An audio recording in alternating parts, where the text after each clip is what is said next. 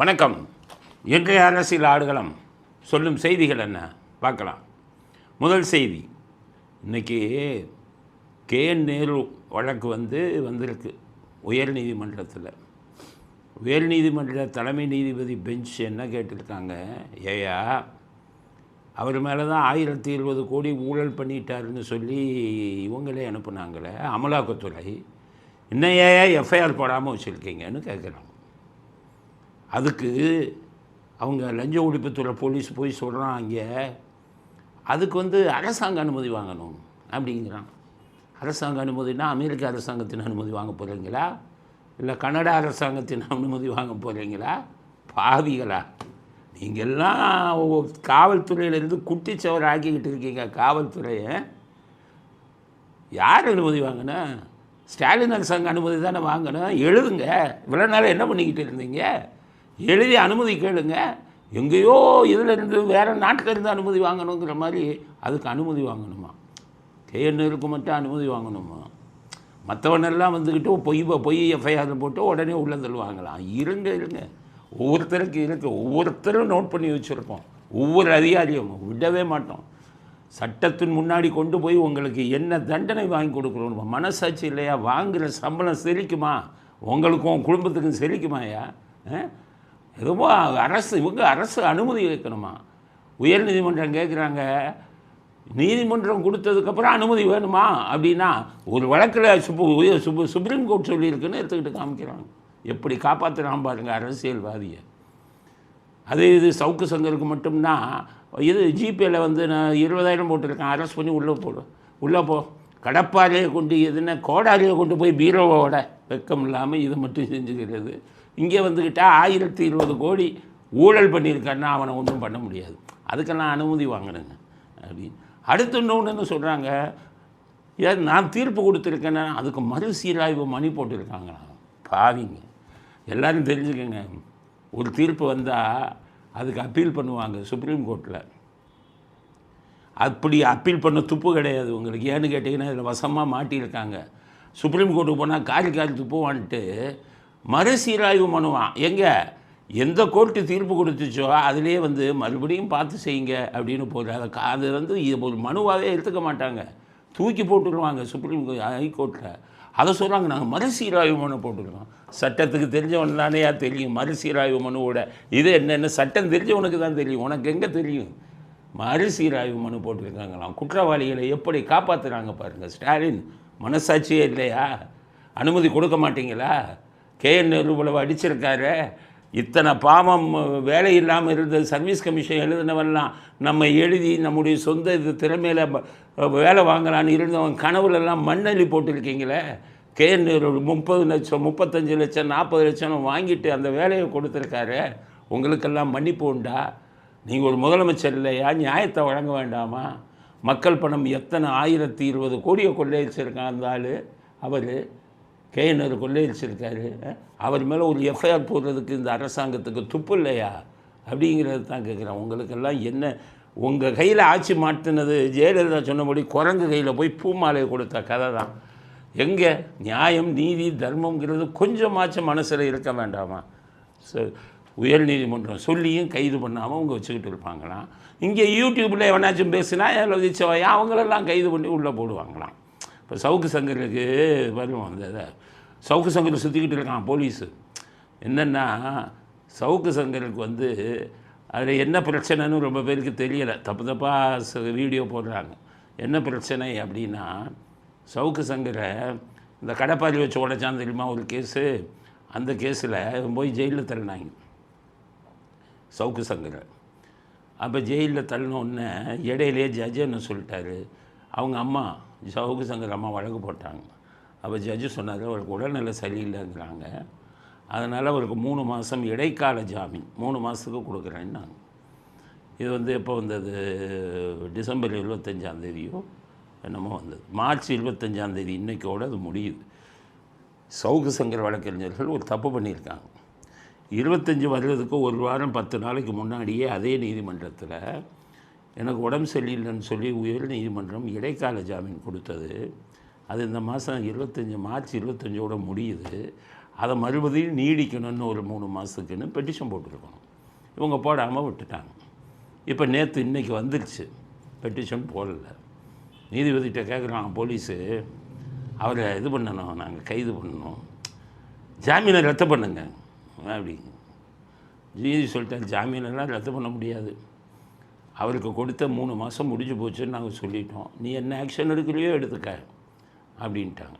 உடனே சிறப்பு படை அமைச்சிட்டாங்க, ஒரு 200 பேரை இதுக்குன்னு இன்றைக்கி போய் கைது பண்ணணும்னு.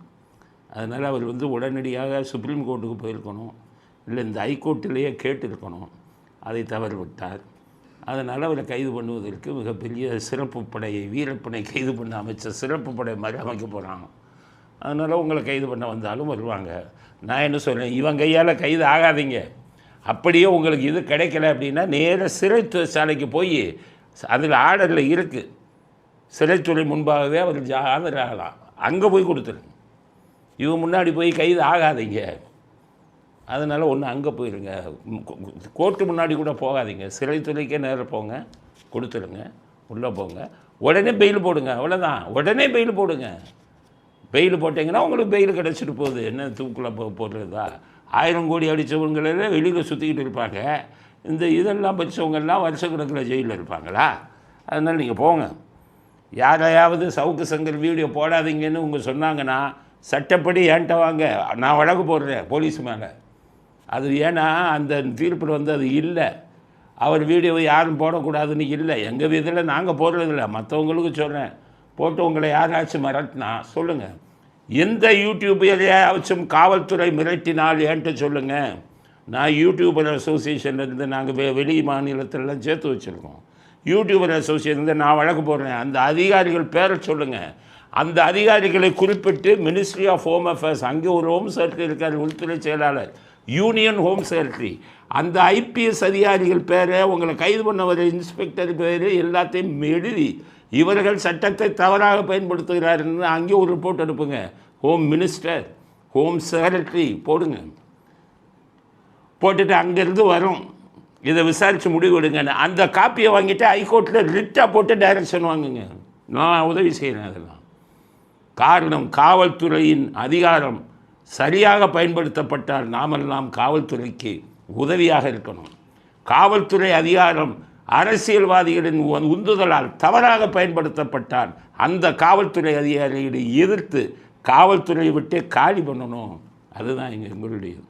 அதனால் சவுக்கு சங்கர் இதில் அவர் ஆபத்தில் இருக்கிறார் என்பது உண்மை. இன்னைக்கோடு முடிஞ்சிருக்கு. அவர் உரிய முறையில் ஒரு 10 நாளைக்கு முன்னாடி நடவடிக்கை எடுத்திருந்தால் தப்பிச்சிருக்கலாம். பொன்முடி வழக்கில் என்னாச்சு எல்லாம் யோசிச்சு பாருங்கள். பொன்முடிக்கு 3 வருஷம் தண்டனை கொடுத்தாங்க, ஜெயிலு, யார் ஹைகோர்ட்டு. அப்போ என்ன சொன்னாங்க, அப்பீல் பண்ணுறதுனா பண்ணிக்கோங்க, 1 மாதம் உங்களுக்கு டைமு, 1 மாதம் முடிஞ்சோடனே சரண்டர் ஆகணுன்னாங்க. அவர் 10 நாள்லேயே சுப்ரீம் கோர்ட்டு போனார். சரண்டர் ஆவதிலிருந்து விதிவிலக்கு கொடுங்கன்னா ஜெயில் தண்டனை கொடுத்தவருக்கே விதிவிலக்கு கொடுத்துட்டாங்க சுப்ரீம் கோர்ட்டு. அப்புறம் இது என்ன, இது வெறும் பெயில் தானே. அதனால் உங்கள் வழக்கறிஞர்கள் சரி அதை டீல் பண்ணலை. 10 நாட்களுக்கு முன்பாகவே ஜாமீனை நீட்டிப்பு கேட்டிருக்கணும். அதனால் பண்ணுங்க அப்படிங்கிறது. இதில் காவல்துறை எந்த அத்துமீறல் நடந்தாலும் அத்தனை யூடியூபர்களும் ஒன்று சேருங்க, அத்தனை மீடியாக்களும் ஒன்று சேருங்க. நாளைக்கு உங்களுக்கு இதுதான் கதி. நான் சொல்லிடுறேன், உங்களையும் இதுதான் பண்ணுவாங்க. அப்போ இருந்த காவல்துறை வேறு. அப்போ இருந்த காவல்துறை உங்களோட நண்பர்கள் ஊடகத்தோட என்னப்பா அப்படிம்பாங்க. சரி சார்மா, அதுதான் மூளையுள்ள காவல்துறை அதிகாரிகள் செய்யும் வேலை. ஒரு இது வெளியில் வராது. இப்போ இது யூடியூபோடு இவனோடையும் சண்டை போட்டுக்கிட்டு அவனை போய் கொடப்பாறையில் உடைக்கிறது, கவலாரியில் உடைக்கிறது, இப்படி ஒரு கேவலமான ஒரு இது நடந்துக்கிட்டு இருக்கிறது. பெரிய கவலைக்குரிய விஷயம். அதனால் சவுக்கு சங்கருக்கு நாங்கள் மற்ற விஷயங்களில் சப்போர்ட் பண்ணலை. ஆனால் இந்த விஷயத்தில் அவருக்கு இவங்க கொடுக்கும் தொந்தரவு விஷயத்தில் நாங்கள் முழுமையாக எல்லா யூடியூபர்களும் ஒன்று சேர்ந்து காவல்துறையை எதிர்ப்போம். சட்ட ரீதியாக சம்பந்தப்பட்ட காவல்துறை அதிகாரிகளை தண்டனை வாங்கி கூட நான் இப்போ போட்டிருக்கேன். இப்போ இந்த இதுக்கு வரப்போகுது லிட்டு வரிசையாக 5-6 அதிகாரி மேலே போட்டிருக்கேன் நடவடிக்கை எடுக்க சொல்லி. விட்டால் விட மாட்டேன். நான் சுப்ரீம் கோர்ட் வர போய் அந்த அதிகாரிகள் மேலே நடவடிக்கை எடுக்க வைப்பேன். ஒவ்வொருத்தரும் அப்படி பண்ணுங்க. கூப்பிட்டு பயமுறுத்தினா உடனே சொல்லுங்கள் என்கிட்ட, நான் வழக்கு போடுகிறேன் அப்படிங்கிற கருத்தை முதல் கருத்தாக பதிவு செய்ய விரும்புவோம். அடுத்தது கமலஹாசன் நான் போட்டியே போடலன்ட்டு. முதன்முறையாக கமலஹாசனுக்கு பாவமாக இருக்குது. ஆதரவாக பேச போகிறோம். கமலஹாசன் பக்கம் நியாயம் இருந்தால் நாங்கள் சப்போர்ட் பண்ணி பேசுவோம். யார் பக்கம் நியாயம் இருந்தாலும் தப்பு இருந்தால் தான் அதை எதிர்ப்போம். ஸ்டாலினுக்கெல்லாம் மனசாட்சி இல்லையா? போன எம்பி எலெக்ஷனில் உங்களுக்கு முழு ஆதரவு கொடுத்து ஒரு ராஜ்யசபா எம்பி வாங்கினார். 4% ஓட்டு இருக்குது அவருக்கு. போனதில் நின்று காமிச்சிருக்காரு. 3% டு 4%. 4% இருந்தவங்களுக்கெல்லாம் 10 எம்எல்ஏ அவங்க சின்னத்தில் நிற்கலாம். அவங்களுக்கு ஒரு ராஜ்யசபா எம்பி கொடுப்பீங்க. உங்களுக்கு எவ்வளோ ஆதரவு கொடுத்தாரு. அப்படியே மனம் வெந்து போய் சாம விட்டுட்டு வெளியில் வர்றாரு. அவர் கமலஹாசன் சாபமே திமுகவை இந்த தேர்தலில் அழித்து விடும். வெளியில் வந்து என்ன சொல்கிறாரு, 2 சீட்டு கேட்டோம், அவங்க சின்னத்தில் நிற்கணுங்கிறாங்க. நாங்கள் எப்படி எங்களுக்கு சுயமரியாதை இல்லையா? சுயமரியாதையை பற்றி ரொம்ப தெரிஞ்சவங்களாச்சு அவங்க இந்த மாதிரி பண்ணுறாங்க. எனக்கு வேணாம், சீட்டு வேணாம், நிற்கலை சொல்லிட்டு போயிட்டேன். கண்டிப்பாக எங்கள் கட்சிக்கு என்று சுயமரியாதை பற்றி அவர்களுக்கு தெரியாததா? நான் அதை சொல்லணுமா? அவங்களுக்கு தெரியும். இந்த பாவமே உங்களை விடாதியா?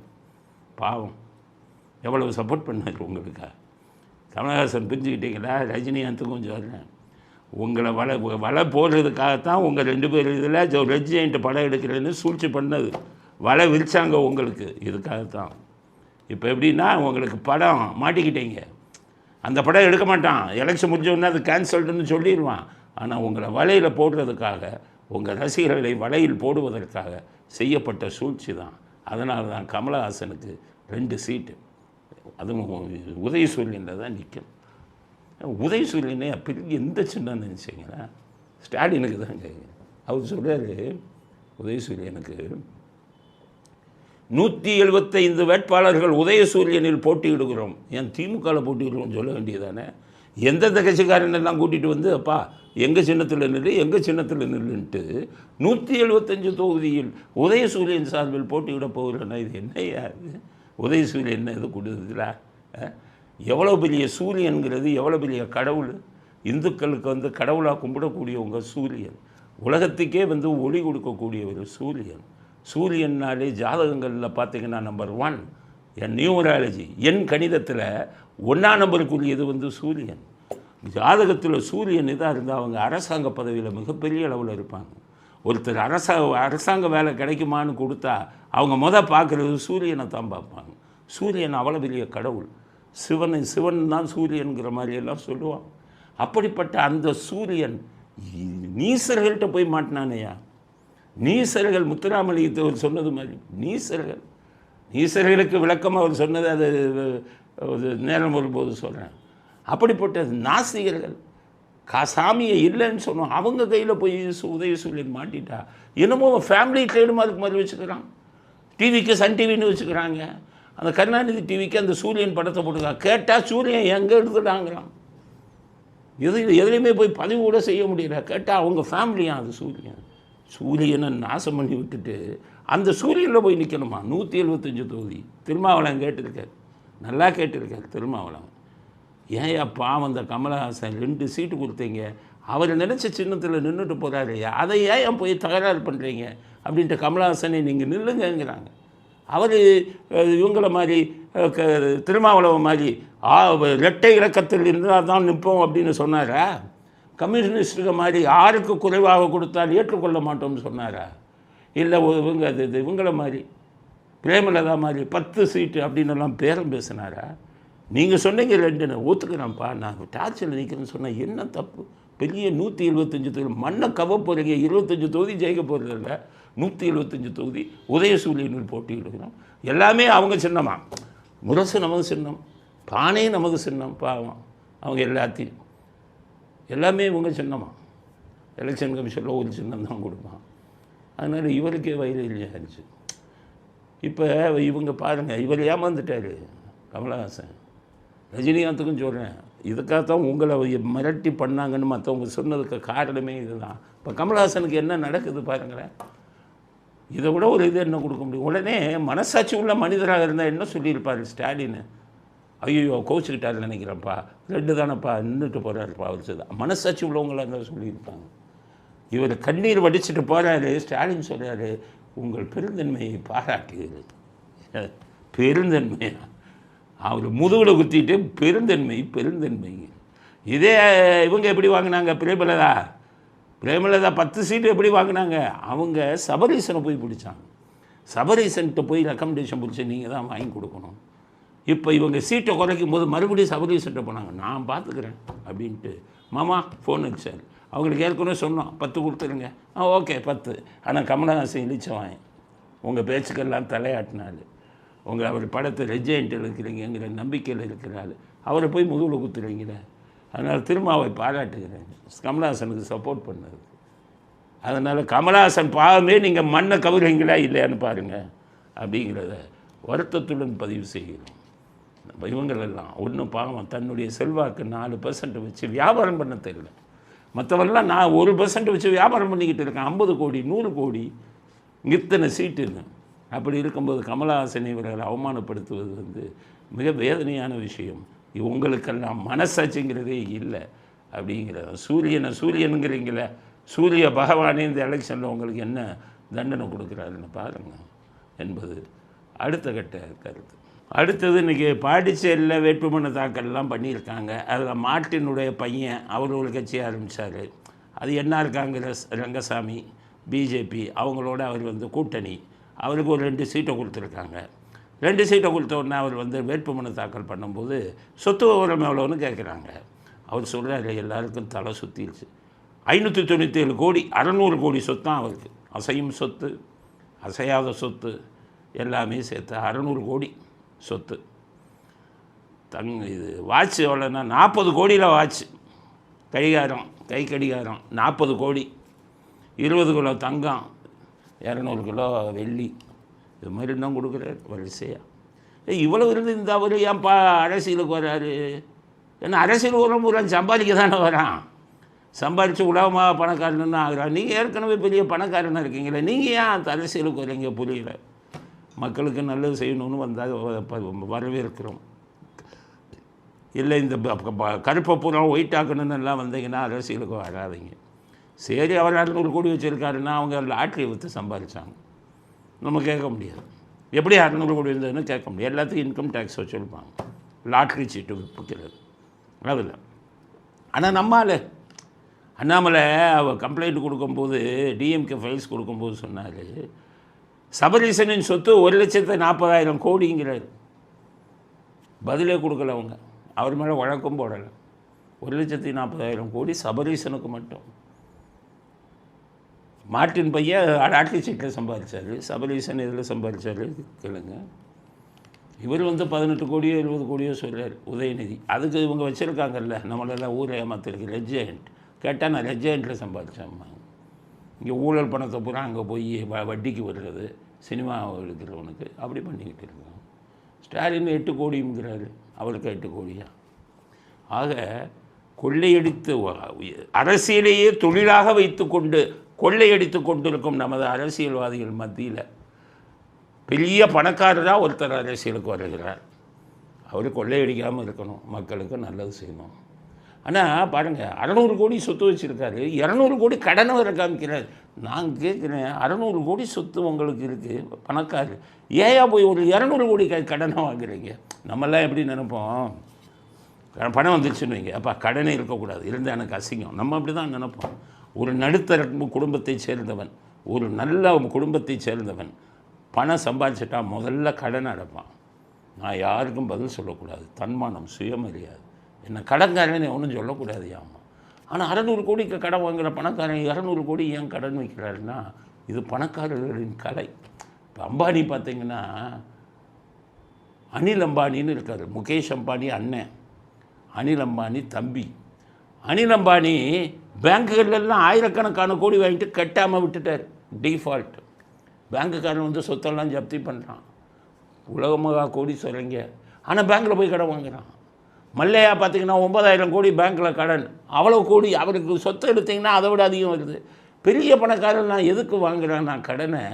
அந்த பேங்க்கு கடனெல்லாம் அவன் ஏமாற்றிட்டு போயிடணும் அப்படிங்கிறது. சாதாரண நல்ல நல்ல மனிதர்கள் எல்லாம் பணக்காரர்களாக இருந்தால் கடனை வாங்க மாட்டான். அவர் 200 கோடின்னு காமிக்கிறார். ஆனால் நம்ம அரசியல் எவனுக்கும் கடன் இல்லை, அதுதான் பெரிய வலி. உதயநிதிக்கோ சபரீசனுக்கோ ஸ்டாலினுக்கோ சொத்து தான் இருக்குது, கடனே இல்லை. அதுதான் பெரிய. ஏன்னா நான் உங்கள்லாம் இதில் அடித்தவங்க தானே அரசியல். அதனால் இன்னும் ஒரு பணக்காரர் எல்லோரும் பிச்சைக்காரர்களாக இருந்து அரசியலுக்கு வருவான், கோடீஸ்வரன் ஆவான். இதுதான் தமிழ்நாட்டின் அரசியல். ஆனால் இங்கே ஒரு கோடீஸ்வரர் பாண்டிச்சேரியில் அரசியலுக்கு வருகிறார். அதனால் அவர் நாட்டை கொள்ளையடிக்காமல் இருந்தால் உங்களை வரவேற்கிறோம். சம்பாதிச்ச பணத்திலேருந்து மக்களுக்கு ஏதாச்சும் உதவி செய்யுங்க. பாண்டிச்சேரி சின்ன ஊர். நீங்கள் நினச்சா உங்கள் சொத்துக்கள்லேருந்து எவ்வளவோ பணம் கொடுத்து பாண்டிச்சேரியவே பணக்கார மாநிலமாக்கிடலாம். அது செய்யுங்க. ஏழை மக்களுக்கு குறிப்பாக பணக்காரனுக்கு நீங்கள் உதவி செய்ய வேணாம். ஏழை மக்கள் இருப்பான் பாண்டிச்சேரியில், அந்த விவசாயம்லாம் பண்ணிக்கிட்டு நிறைய பேர் இருப்பான். அவங்களுக்கெல்லாம் நிறைய உதவிகளை செய்து விவசாய கட்டமைப்புகளெல்லாம் உருவாக்கி நீர்நிலைகள் அவங்களுக்கு நிறையா வர்ற மாதிரி கிராப் இன்சூரன்ஸ், விவசாய இன்சூரன்ஸ் எல்லாம் போட வச்சு அந்த விவசாயிகள் அடித்தளத்தில் இருக்கிறவங்க மக்கள் அவங்களுக்கெல்லாம் உதவி செய்யுங்க. எங்கள் ஆள் இங்கே இருக்கிறவனெல்லாம் அடித்தள மக்களை அடித்து இவன் உலக பணக்காரனாகிறான். அந்த புத்தி உங்களுக்கு வர வேண்டாம் அப்படிங்கிறத அவருக்கு செய்தியாக நாம் பதிவு செய்ய விரும்புகிறோம். அடுத்தது பெரம்பூர் தொகுதியில் விஜய் போட்டியிடாதுன்னு எல்லா செய்தியும் வந்துருச்சு. ஆனால் அதிமுகவிலேருந்து அந்த தொகுதியை பாட்டாளி மக்கள் கட்சி கொடுக்குறாங்க. இங்கே தான் எனக்கு சந்தேகம் வருது. நம்ம யாருக்கும் சார்பானவங்க இல்லை, அரசியல்வாதிகளை புட்டு வைக்கணும். என்னென்ன ஃப்ராடு பண்ணுறாங்க தான் என்னுடைய. நல்ல அரசியல் தமிழ்நாட்டில் வர வேண்டும், நல்லவன் வரணும். ஃப்ராடு பண்ணுறவன், பித்தலாட்டம் பண்ணுறவன் எவனாக இருந்தாலும் மக்களுக்கு தோல்வித்து காட்டும். விஜய் நிற்கிறாருப்பா பெரம்பூரில். விஜய் பெரிய ஆள். எதிர்கட்சிக்காரனா என்னென்னப்பா தெரியுமா? விஜயை தோக்கடிக்கும். பெரம்பூரில் நிற்கிறாரா? தோக்கடிக்கும். கருணாநிதி நின்னார் 80களில். எம்ஜிஆர் என்ன பண்ணார்? அங்கே நல்ல மனுஷங்களை பாரியா. ஒரு டாக்டர் இருக்காருங்க, ஹெச்வி ஆண்டேன்னு, ஒரு 5 ரூபா 10 ரூபாய்க்கு தான் பார்க்குறாரு. மக்கள்கிட்ட நல்ல இது இருக்குது, அவரை போடு. ஏன் கருணாநிதியை தோக்கடிக்கும். எம்ஜிஆர் நின்னார் 80ல். கருணாநிதி சுற்றி வந்தார். அவர் எங்கே நிற்கிறாருன்னு கண்டுபிடியா. எதுக்கு சார்? பலமான கேண்டிடேட்டை போட்டு தோக்கடிக்கணும். அவர் இவங்க கண்ணில் விளக்கெண்ணெய் ஊற்றிட்டு கடைசி நாமினேஷன் 10 நிமிஷம் போகிற வரை நாமினேஷனே போடாமல் கருணாநிதி எங்கெங்கேயோ பண்ணிக்கிட்டு இருந்தார். அவர் போய் மதுரை மேற்கில் போய் ஃபைல் பண்ணார். ஏன்னா கருணாநிதி பவர்ஃபுல்லால் போட்டு தோக்கடிச்சிடுவாங்க அப்படின்னு. அரசியலில் இதுதான் வாடிக்கை. இப்போ இவர் இருந்தார் ஸ்டாலின். இந்த இவங்க என்ன பண்ணாங்க? ஜெயலலிதா சைதை துரைசாமியை போய் போட்டாங்க, டஃப்பான கேண்டிடேட். இதுதான் அரசியலில் வாடிக்கை. அப்போ விஜய் நிற்கிறாருன்னா அவருக்கு எதிராக பலமான ஆளை போடணுமே. பாட்டாளி மக்கள் கட்சி கொடுத்தாங்கனாலே இட்டிக்குத எதுவும் அண்டர்ஸ்டாண்டிங் இருக்கான்னு. போன தடவை உதயநிதி சேப்பாக்கில் நிற்கும்போது இதே அதிமுக பாட்டாளி மக்கள் கட்சிக்கு கொடுத்தாங்களே. அப்போ எதுவும் பேசி வச்சுட்டிங்களா? எடப்பாடி நான் நிற்கிற தொகுதியில் வீக்கான ஆளுங்க போடுங்கன்னு பேசி வச்சுட்டிங்களா? பலமான ஆளை தாங்க போடணும். நீ பலமான ஆளை போடு. அவனை எதிர்த்து விஜய் ஜெயிச்சாதான் விஜய்க்கே மரியாதை. ஏப்பா எடப்பாடியில் நீங்கள் கொஞ்சம் வீக்கான ஆள் போடுங்கன்னு எதுவும் பேசிக்கிட்டு நின்று இருந்தீங்கன்னா மக்களிடம் உங்களை போய் நான் அடையாளப்படுத்துவோம். நல்ல நாகரிகமான அரசியலை பண்ணுங்க. உங்களுக்குள்ளே பேசி வச்சுக்கிட்டு அதெல்லாம் நடக்காது. தமிழ்நாட்டில் தோழியத்தை காட்டுவோம். இவர் பொன்னார் பிஜேபியில் அந்த இவர் எம்பியில் நிற்கிறார். அப்போ டிடிவி தினகரன் அங்கே போட்டாங்க. அங்கே இந்துக்கள் ஓட்டெல்லாம் ஒரு பக்கம் விழுவோம்.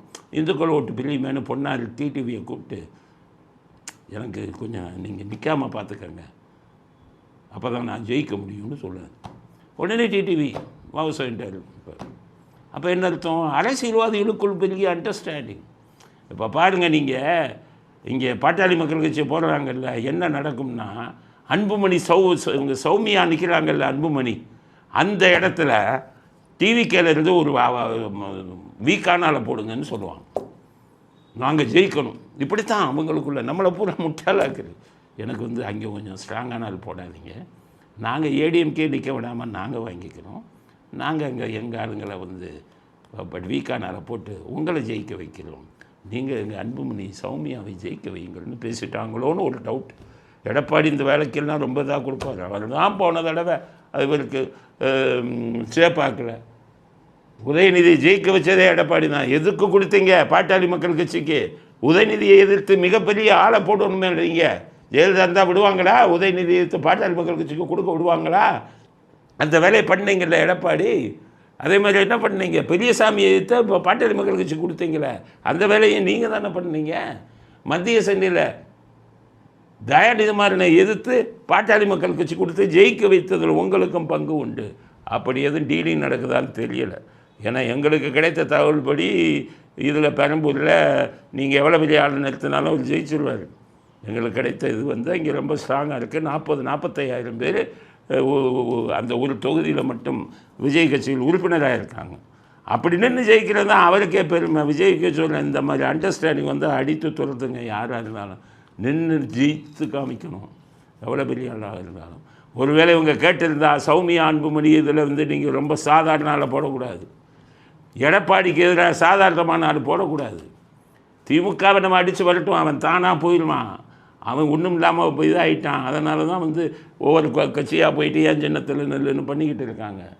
உங்களுக்கு தெரியாது கணக்கெல்லாம். அந்த இதிலே போச்சு. சார் சத்தத்தோடு இவங்க காலி. அதை வச்சு தான் ஜெயிச்சுக்கிட்டு இருந்தான். அதனால தான் 26 கூட்டணியை சேர்க்கிறது. அதனால் அரசியல்வாதிகளுக்குள் இந்த மாதிரி இது இருக்கக்கூடாது. அண்டர்ஸ்டாண்டிங் எல்லோரும் நாங்கள் பார்ப்போம். சௌமியா அன்புமணி நிற்கிற தொகுதியில் விஜய் ஆளுங்க ஸ்ட்ராங்கான ஆள் போடுறீங்களா, எடப்பாடி தொகுதியில் ஸ்ட்ராங்கான ஆள் போடுறீங்களான்னு பார்ப்போம். உங்களுக்கு இதில் வந்து ஸ்டாலின் எதிர்த்து ஸ்ட்ராங்கான ஆள் டிவிக்கில் போடணும், நிச்சயம் தோற்றுருவார். இவங்களுக்கு எதிர்த்து உதயநிதி ஸ்டாலினுக்கு எடுத்து சாதாரண ஆளுங்களை போடணும். சாதாரண ஆளுங்களை போடக்கூடாது, ஜெயிக்கக்கூடிய பலமான பணக்காரங்களை போடுங்க. அப்போ தான் அப்படி போட்டு தான் அதுதான் உண்மையான ஜனநாயகம். உங்களுக்குள் இந்த மாதிரி அரேஞ்ச்மெண்ட் இருந்திருந்தால் அதை நாங்கள் யாராக இருந்தாலும் வெளிப்படுத்துவோம் அப்படிங்கிற கருத்தை. அடுத்த கருத்தை இதுக்கிடையில் ஒரு தமிழிசை சௌந்தரராஜன் அந்த அம்மா நிலைமை தான். எப்படி இருந்தேன்னா இப்படி ஆயிட்டேன்னு யார் சொல்கிறது இந்த அம்மா கேட்டாங்கன்னு தெரியல. எம்எல்ஏ எம்பியாக இருக்கிறவனே கனவு காங்குறான், எனக்கு ஒரு கவர்னர் போஸ்ட்டு கிடைக்கணும்ப்பா. கிராமத்தில் அந்த காலத்தில் சொல்லுவாங்க, ஆமாம் ஒரு பெரிய கவர்னர் அப்படிம்பாங்க. நாங்கள் சின்ன பிள்ளையாக இருக்கும்போது அப்போ நான் கவர்னர்னா யார், எதுக்கு இந்த பழமொழி சொல்கிறாங்க? ஆமாம் நீங்கள் பெரிய கவர்னர்னு சொல்கிறாங்க. அப்புறம் படித்து இது வந்ததுக்கப்புறம் தான் ஓ இந்த கவர்னர் தான் சொல்லியிருக்காங்க, கவர்னர்னால் அவ்வளோ மரியாதை. இந்த அம்மா கவர்னராக இருந்துட்டு எம்எல்ஏவாக ஆசைப்படுறாங்க. எம்பியாக நின்று தோற்று போயிட்டாங்க, வேலை இல்லாமல் வீட்டில் உட்காந்துருக்காங்க, அதிகாரம் இல்லாமல் உட்காந்துருக்காங்க. இப்போ போய் மயிலாப்பூரில் நிற்க போகிறாங்க அப்படின்னு செய்தி வந்துருக்கு. அம்மையாருக்கு சொல்கிறேன், பாவம் அவங்க மனதில் எதையும் வச்சுக்க மாட்டாங்க. ஆனால் இவங்க திமுகவோட ரொம்ப நெருக்கம், அதில் தான் அவங்கள எங்களுக்கு பிடிக்காது. திமுக குடும்பத்துடன் மிக நெருக்கமாக உள்ளவர் அப்படிப்பட்ட ஆள். பிஜேபியில் வரவங்கெல்லாம் அப்படி தானே, எப்படியாச்சும் திமுகவோட நெருக்கிறாங்களே, அது மாதிரி இந்த மாதிரி திமுகவோட நெருக்கம். இப்போ இதில் போய் நிற்கிறாங்க மயிலாப்பூரில் அப்படின்னு. ஆனால் எங்களுக்கு கிடைத்த தகவல் மயிலாப்பூர் ரொம்ப வீக்காக இருக்க என்டிஏக்கு. அங்கே வந்து விஜய் கட்சிக்கு சென்னையில் எல்லா இடத்துலையும் ரொம்ப ஸ்ட்ராங்காக இருக்குது. அது ரொம்ப ஸ்ட்ராங்காக இருக்கிற 2 பெரம்பூரும் மயிலாப்பூரும். மயிலாப்பூர் விஜய் கட்சிக்கு ஸ்ட்ராங்காக இருக்குது. அங்கே போய் இந்த அம்மா யாரும் நிற்கிறாங்க. ஆனால் உங்களுக்கு திமுகவோட ஒரு தொடர்பு இருக்கிறதுனால ஸ்டாலின் எதுவும் இந்த அண்டர்ஸ்டாண்டிங்கில் ஒரு வீக்கானால போட்டால் தான் நீங்கள் ஜெயிக்க முடியும் அப்படிங்கிறது அவங்களுக்கு சொல்லிக்கிறோம். இல்லைன்னா வேறு தொகுதி மாறிக்கங்க, பெரம்பூரும் மயிலாப்பூரும் வேணாம் அப்படிங்கிறது தான் அவங்களுக்கு நம்ம சொல்லக்கூடிய நிலைமை சரியில்லை அப்படிங்கிறது அவங்களுக்கு செய்தியாக சொல்லிக்குவோம். விஜய் படங்களை டிவியில் போடக்கூடாதான் அப்படின்னு ஒரு காங்கிரஸ்காரர் போய் எலெக்ஷன் கமிஷனில் கொடுக்குறாரு. மனசாட்சி வேணுமே. இப்போவே வந்து விஜய் படத்தை டிவியில் போடக்கூடாதுன்னா சன் டிவியில் போடுறதே இல்லை. விஜய் ரசிகர்கள், விஜய் அபிமானர்கள், 49 வயது வரை இருக்கக்கூடிய இளைஞர்கள், என்னடா 49 வயசுக்காரன்னு போய் இளைஞர்கள் சொல்கிறேன்னு நினைக்கிறீங்களா? உதயநிதி தான் 50 வயசுலேயே வந்துக்கிட்டு இளைஞர் தனி பொதுச் செயலாளர்னு இருக்கார். அப்போ 49 வயசு வரை இருக்கிறவங்க இளைஞர்கள் தானே. அதனால் 18 வயசுலேருந்து 49 வயது வரை இருக்கிற இளைஞர்கள் சன் டிவி பார்க்க மாட்டான், இனியும் பார்க்க மாட்டான். தேசப்பற்று நாட்டுப்பற்று இருப்பவன் பார்க்க மாட்டான் இன்னமே. ஏன்னா பாகிஸ்தான் வீரர்களை போய் ஏலத்துக்கு எடுக்கிறான். இந்தியாவில் இருக்கக்கூடிய எந்த கோடீஸ்வரனும் செய்ய தயங்கி ஒரு வேலையை இவங்க செஞ்சான். அப்போ நாட்டுப்பற்று இல்லாதவர்கள் தேச துரோகிகள். இப்போ விஜய்க்கு படத்தை வந்து போடுறதே இல்லை. இங்கே இவங்க போயிட்டு விஜய் படத்தை போடக்கூடாதுன்னா அது அவனே போடுறது இல்லையே, மற்ற டிவிக்காக கொடுத்துருப்பாங்க. சரி விஜய் படத்தை போடணும்னா போடக்கூடாது, நியாயத்தை பேசணும்னா அப்போ உதயநிதி நடிக்கிற படத்தில் அவங்க கூட போடக்கூடாதுல்ல, அதையும் சேர்த்து கொடுங்க. கருணாநிதி வசனம் எழுதின படத்திலாம் போடக்கூடாதுல்ல, அதையும் சேர்த்து கொடுங்க. உங்கள் குடும்பத்தில் என்ன நடிச்சுக்கிட்டு சில பேர் நடிச்சுக்கிட்டு இருக்காங்களே, கருணாநிதி குடும்பத்திலே, அவங்க படத்தையும் போடாதீங்க. பராசக்தின்னு இப்போ வந்தது, அந்த படத்தை எலெக்ஷன் வரையும் எந்த இது டிவிலையும் போடாதீங்க. அது மாதிரி கொண்டு வாங்க. அப்படி போட்டிங்கன்னா ஏடிஎம்கேன்னு பார்த்தீங்கன்னா எம்ஜிஆர் ஜெயலலிதா நடிச்ச படத்தையும் போடக்கூடாது. ஏன்னா ஒவ்வொரு கட்சிக்கும் ஒவ்வொருத்தவங்க இருக்காங்க.